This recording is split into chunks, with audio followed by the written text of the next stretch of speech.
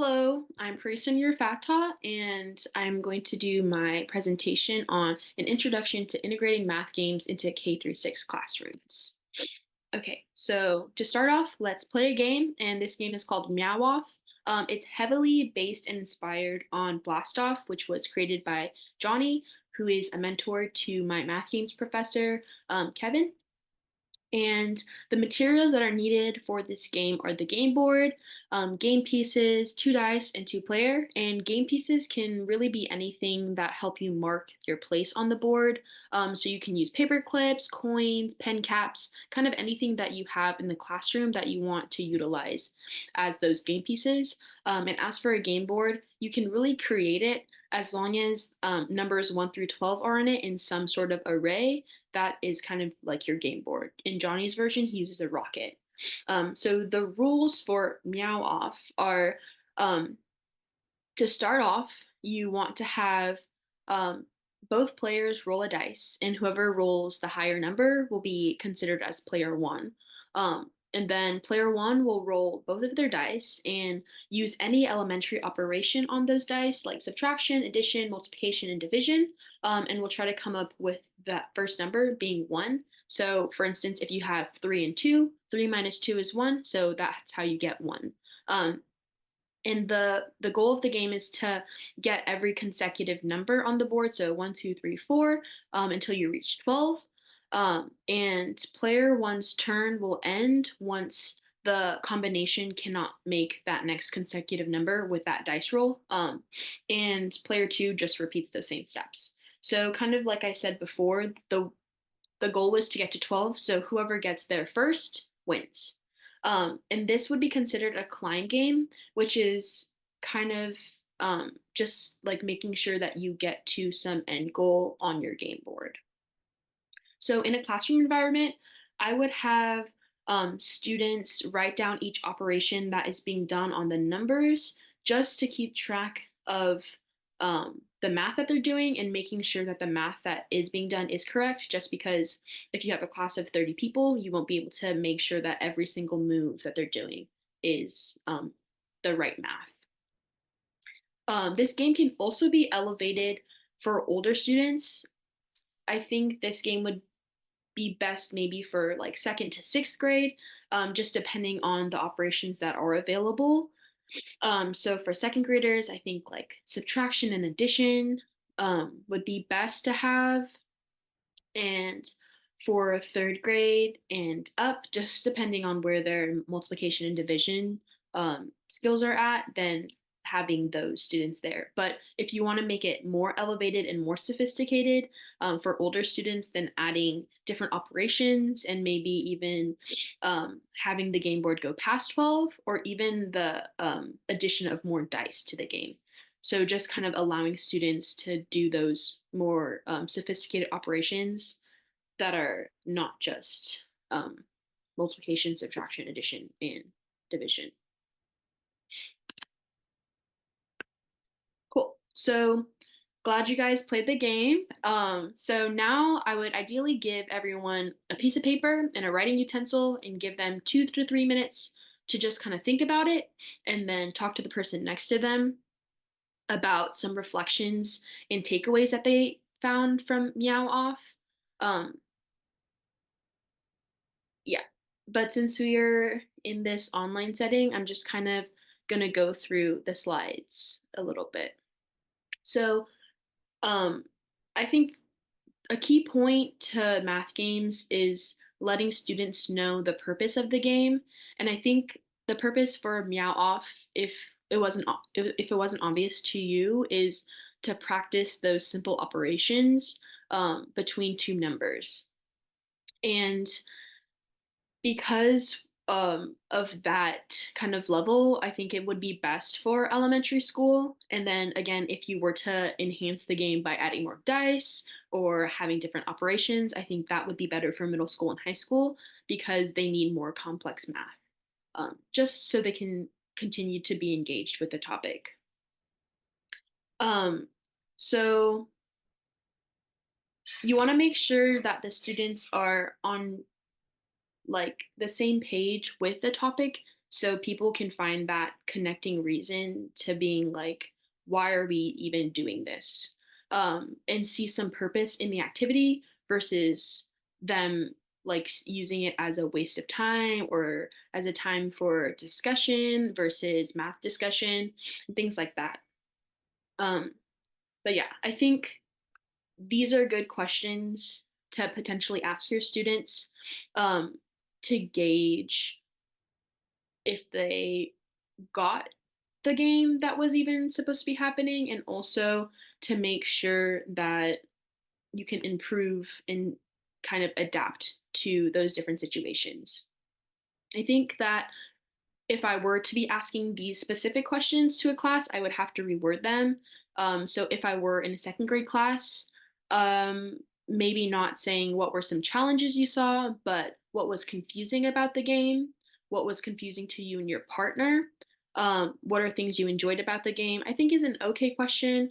Or another one is, would you play the game again? Or maybe another question is, um, would you recommend this game to your friend, or would you want to play this game again versus like taking notes or doing another activity, just so you can gauge if students really did enjoy and have some takeaway, and also really making sure you know and like highlighting that last question of what do you think this game was trying to put into practice, just so you can make sure that the things that were supposed to be like highlighted are being met, and also so you can see if students are thinking of other things that you might have not intended to kind of put the practice on, but they were still practicing, which would be good for you to know.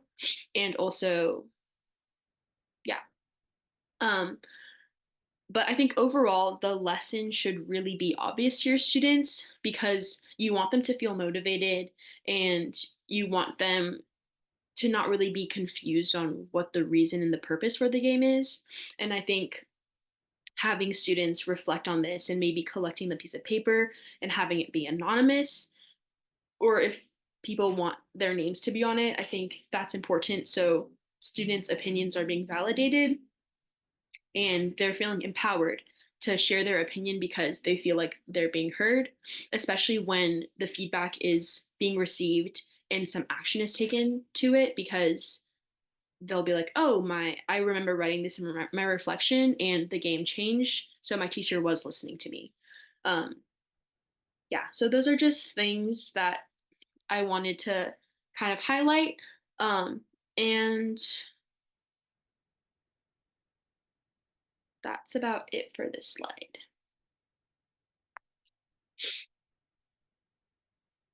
Okay, so now to get into what are math games and why does it even matter? So this is my definition for math games, and this is something I've accumulated from my math games class from Johnny and Kevin and some papers I read, and just my overall experience as a student and as someone who is like in an educator position, like a teacher's assistant.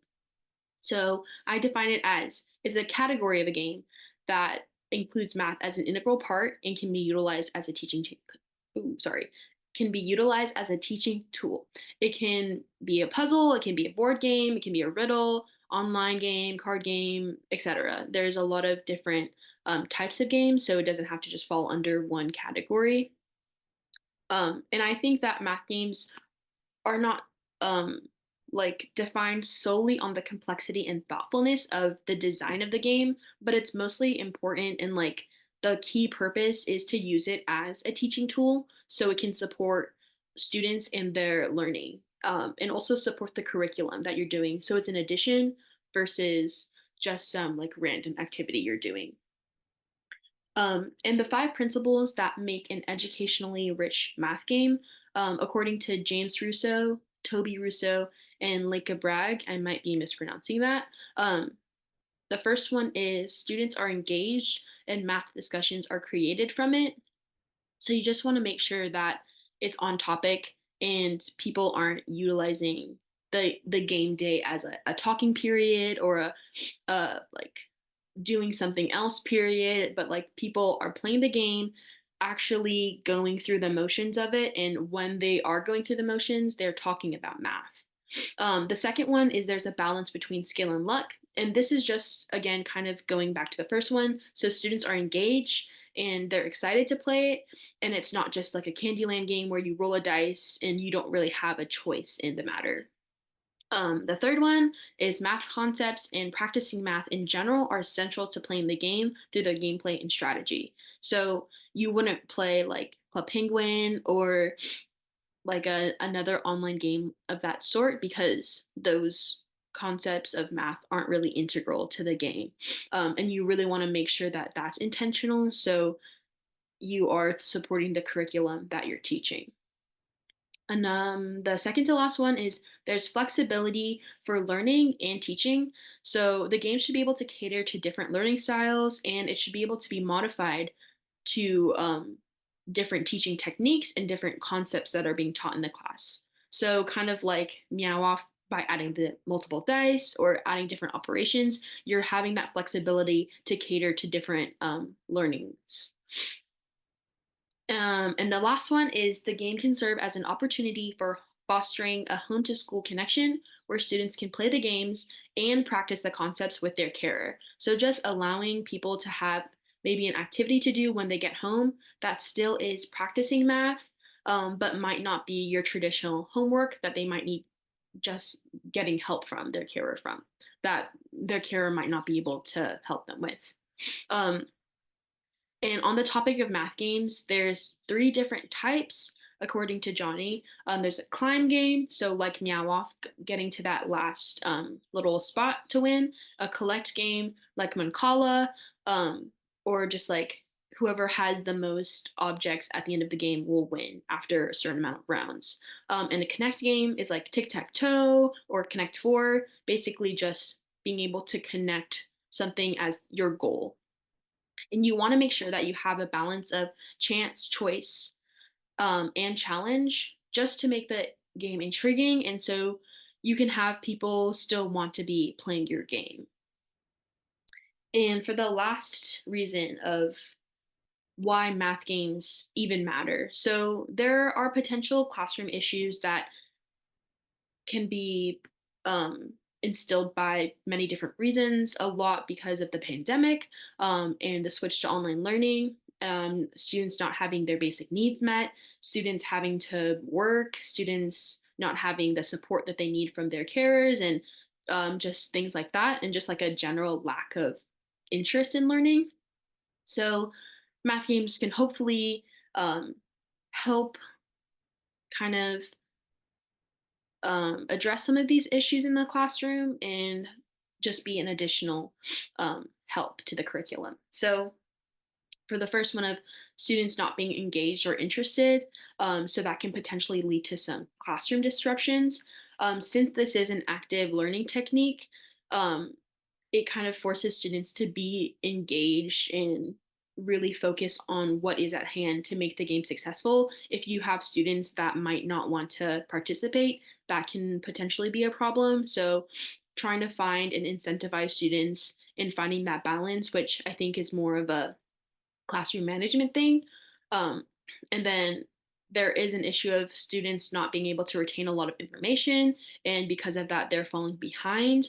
And hopefully, with math games, they can use this as an opportunity to engage intentionally, because the game can serve as something that's fun for them. And if they're having fun, then they might be paying more attention to what they're doing. And that can just help them remember and retain the information because they'll think back to, oh, I remember when I played this in Meow Off, so I remember how to do this operation. Um, and just like in general with behavioral issues in the class, um, math games can be used as an incentive for students in the classroom just so they can behave less in disruptive behavior and because they know that something else and different is coming. So they would want to stay more on task because then they won't have to do the traditional lectures or notes for that day because they would be playing the math game instead. Um, so these are just like potential classroom issues. And I'm not saying that math games are the end all be all to solving all the problems mentioned or like any behavioral issues or classroom management things, but it can serve as an addition to the already used curriculum. Um, and it can hopefully support different learning styles. And this is like for me a really important part for my own personal teaching pedagogy of just like math and learning should be fun. And if those things are fun for students, it's hopefully something that they can look forward to as a part of their day versus something that they have to dread because they know we're going to have an hour long of just lecture and just going through and doing like Cornell notes. Yeah. Okay, and now I'm going to talk a little bit about my experience in a seventh and eighth grade classroom with math games. So this summer I was interning at middle school, and I was talking to the host teacher about how I was learning about math games and how they can be implemented in the classroom. And he decided to input that into his curriculum.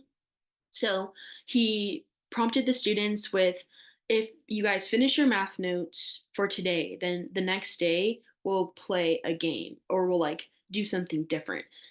And all but one of their classrooms were able to play the game because they were like, okay, I don't really want to do notes tomorrow, so I want to play this game instead. So he leveraged the game so students would stay on task and on topic, and it helped for that day to keep like disrupting behaviors lesson just because people wanted to play that game, and it was just used as like that incentive for the students. So once the students came the next day, they were really excited and they were really intrigued about what was going to happen. Um, and then he started off with having us hand out the one of these game sheets and handing out some paper clips to serve as like game pieces. And then he initially played a game with the whole classroom where he was player one, and then he would choose different students for every single round to be player two, and they would play the game as a class. Um, so this is how you play the game. You have two players, and then you pick a game board. So, for instance, we're going to use this top left one, and that will be our game board. And then player one will choose a number. So, for instance, I choose zero, and then for just for sake, you're choosing one. So, obviously, the only possibility can be zero. So, I'll look on the board and I'll find zero here, or zero here, or zero here. So, there's four zeros on the board. So, I can kind of choose where I want to go. So, I'll just choose this zero right here, EK. And then the next person would choose a different number. So since I chose zero and you chose one, and then the sum was zero, so now the next person gets to move one, and let's just say that they moved it to the zero marker to negative one. Let me see if I can annotate that really quickly. So I said zero, and then we have one. So since I'm player one, I'm going to be red, and I'm just going to mark it here. And then you're player two. So let's just say you moved the zero, and then you decided to move to negative one. So now you have the option of negative one anywhere on the board, because one times negative one is negative one. So I'm going to go right here to block you. And then the game keeps going like that, um, basically. So you just keep going until someone connects four, like either diagonally, vertically, horizontally, and things like that. And that's how you play the game. Um, and the students were told to fill up their whole game board. Um, so they had to play five other games because they played one with the teacher. Um, so from what I saw, is students were really excited and they were engaged in the topics, and there was a lot of math discourse, and I even saw some students who might have been more advanced in their learning with multiplication help out the person that they were playing against and letting them know, oh, you should maybe do this so you can block me. So you should look at this other possibility versus going to this other number, which I thought was really cool because you could tell that there was some care there, and they didn't just want to win and like kind of make the other person feel defeated. But there was instances where students that were very like accelerated in the learning were paired with someone who maybe didn't know multiplication as well as them, so they got bored easily, or they were would try to find someone that could beat them, and that kind of was their incentive. But there were also just other students who just didn't want to engage at all, and um, that is a possibility. And what I tried to do is I tried playing with them. I tried like asking questions or asking what their strategy was or giving them hints about what I would do in hopes that it would kind of bring up the engagement with the games. Um, but yeah, he started off with having them play with the person next to them, and then from there, letting students choose who they played with, either based off who was finished first, or a lot of students just kind of played with their friends, but still had that math discourse going on. And then the rest of the class time was used for homework. Um, but yeah, this game is a connect game because you're connecting four in a row. And I think that this game accomplishes a little something different than Meow Off does. I think Meow Off is a little bit more elementary in that way because you have two choices, and in a game like this, there are a lot more choices and strategies that you can do because you're trying to block your opponent and you're also trying to find a way for you to connect four. So you have to think about like all the combinations and possibilities to get the number you want, and also knowing that you don't have control of both numbers, which makes strategy maybe a little bit difficult.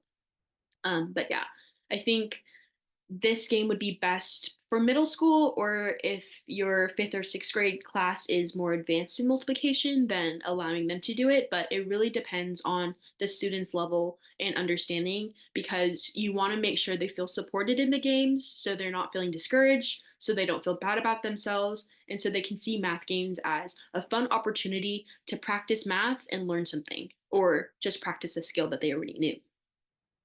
Yeah, but I think the key things from this experience that I saw were students were on task and the incentive motivator worked for all but one of the classes. And I thought that the game lived up to the expectations from the students and it made them want to play more math games. Um, yeah.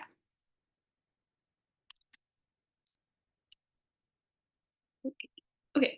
And before I finish my presentation, I just want to bring up some more potential questions and concerns because there is no audience to ask any of those questions. So I just want to say you have to be realistic that every class is not going to react the same to math games. And there's questions of accessibility. So, what if a student can't speak English or English is their second language?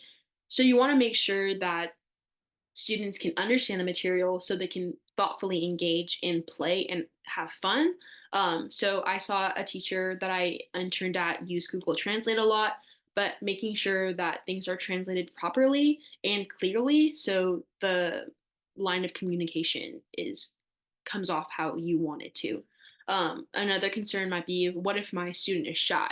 Um, Making and allowing them to play with a friend if you know they have a friend in the class, um, you playing with the student, um, or if they really don't want to play the game, having another option so they can still practice those skills but in their own independent way, because you don't want to force a student if it really brings them anxiety to have to interact with other students. But I think in a game like environment, it can kind of bring out some fun and hopefully allows them to like maybe make a friend or just see math in a different light. But yeah, I think that math games bring something to the table that traditional teaching doesn't, just because it's something new. It's not just like note taking and lecturing. It is a lot like an active learning like tactic. And I think that a little bit of variety is good as long as the variety that is happening is intentional and it really does add to the curriculum versus kind of just being there as a what if and fun day. Yeah, but that was my presentation, and I wanted to say a special thank you to Kevin and Mr. Beering for allowing me to learn about math games and also have the opportunity to see it come into practice. Thanks for watching my presentation, and I hope you learned something about math games. Bye.